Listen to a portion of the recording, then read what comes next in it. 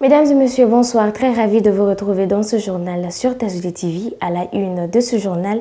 Pour permettre aux déplacés de passer le mois de Ramadan avec les nécessiteux, la Fondation de Feu Soumaïla Cissé leur fait un don des vivres. Les explications dans ce journal.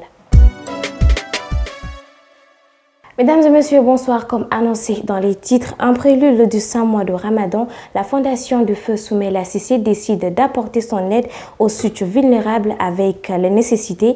En effet, elle a fait des dons de vivres ce matin aux déplacés de Faladje afin de leur permettre de passer un bon mois de jeûne. Awa Traoré et Lassana Traoré pour le compte rendu. C'est une fondation qui est jeune. Elle est née juste après le décès de Soumaïla Cissé il y a un peu plus de 2 ans. La fondation Soumaïla Cissé mène des actions de charité à l'endroit des couches les plus défavorisées de la société. C'est dans ce cadre que se situe cette donation aux déplacés de Faladje à la veille du mois de Ramadan qui va certainement leur donner un ouf de soulagement. On a déjà fait des dons aux déplacés de Faladje, déjà au décès de l'année, à l'anniversaire du décès de Soumaïla Cissé. On était passé, on leur avait fait un don. Donc on connaît bien le coin, on connaît les déplacés. Nous savons plus ou moins qu'ils vivent beaucoup de difficultés.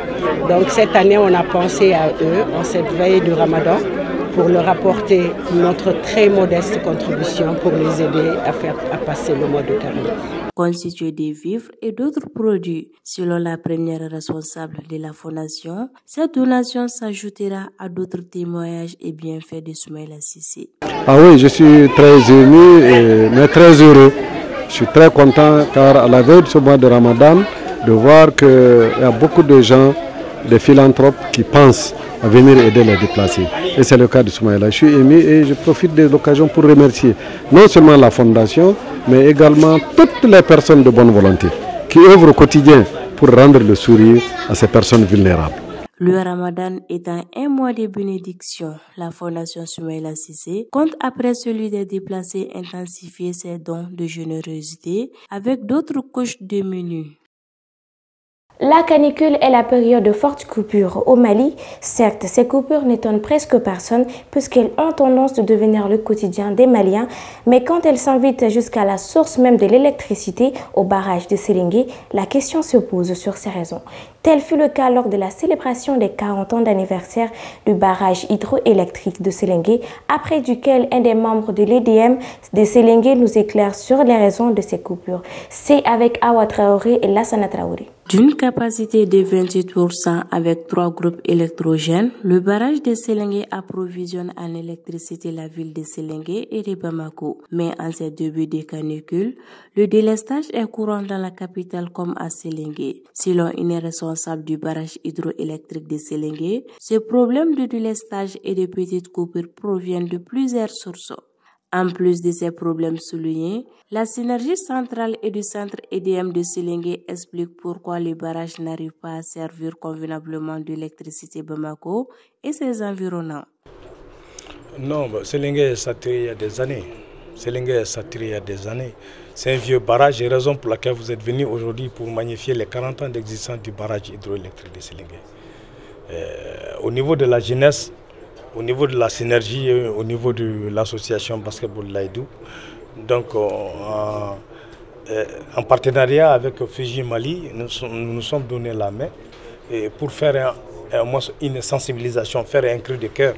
Parce que le barrage a fait 40 ans, certes, il y a des comportements et que ces comportements liés à des utilisations d'eau, ça peut amener beaucoup d'impact sur le barrage. Par exemple, l'ensablement au sein du lac, parce que tout de suite, Sélingué peut dire que nous avons une retenue d'eau de 2,2 milliards. Mais si vous en tenez compte de l'emplacement de la boue, donc est-ce que nous avons cette cote réelle? Donc nous ne pouvons pas la déterminer. Donc raison pour laquelle il nous faut faire beaucoup de sensibilisation, faire un cri de cœur, et pour que les uns et les autres puissent savoir que la sauvegarde de cet ouvrage-là nous incombe beaucoup. Au dire d'un responsable, dans les jours à venir, des solutions seront envisagées pour que tout le Mali puisse profiter de cet éclairage du barrage hydroélectrique de Sélingué. Mesdames et messieurs, à présent, suivons ensemble l'actualité internationale en brève et en images. L'ex-otage Olivier Dubois est arrivé en France et a été accueilli à Paris ce mardi en début d'après-midi par ses proches et le président Emmanuel Macron après quasiment 2 ans de captivité dans le nord du Mali.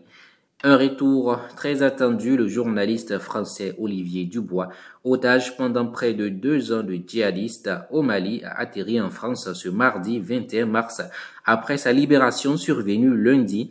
Olivier Dubois a été accueilli puis après-midi par ses proches et par le président Emmanuel Macron sur la base aérienne de Villa Koublaï au sud-ouest de la capitale. Vêtu d'un t-shirt à manches longues et d'un pantalon noir, une sacoche à l'épaule, il est apparu très souriant et en bonne forme apparente après 5 heures de voyage depuis Niamey.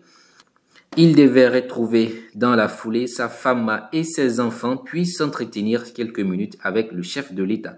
Je tiens à dire que je n'ai pas été maltraité, ni humilié, ni frappé, ni quoi que ce soit, a déclaré le journaliste peu après son arrivée en France.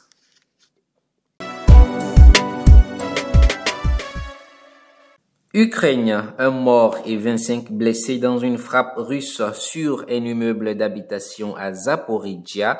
Au moins une personne a été tuée et 25 blessés mercredi dans une frappe russe sur un immeuble d'habitation à Zaporizhzhia, dans le sud de l'Ukraine, a annoncé le maire de la ville. Malheureusement, une personne blessée qui se trouvait dans un état grave est décédée, selon les informations actualisées. 25 personnes sont actuellement hospitalisées, a indiqué sur Telegram Anatoly Kourtiev. Le président Volodymyr Zelensky a accusé Moscou de bombarder la ville avec une sauvagerie bestiale. 3 personnes ont été tuées dans une attaque de drone russe ayant touché un lycée professionnel dans la région de Kiev durant la nuit de mardi à mercredi, a annoncé le service d'état des situations d'urgence. Plus de 20 drones meurtriers uraniens lancés contre l'Ukraine ainsi que des missiles, de nombreux bombardements. Tout cela, c'est juste la dernière nuit de terreur russe, a dénoncé sur Twitter le président ukrainien Volodymyr Zelensky, condamnant des frappes criminelles. ITV. La Syrie visée par une frappe israélienne, l'aéroport d'Alep à nouveau mis hors service selon le ministère.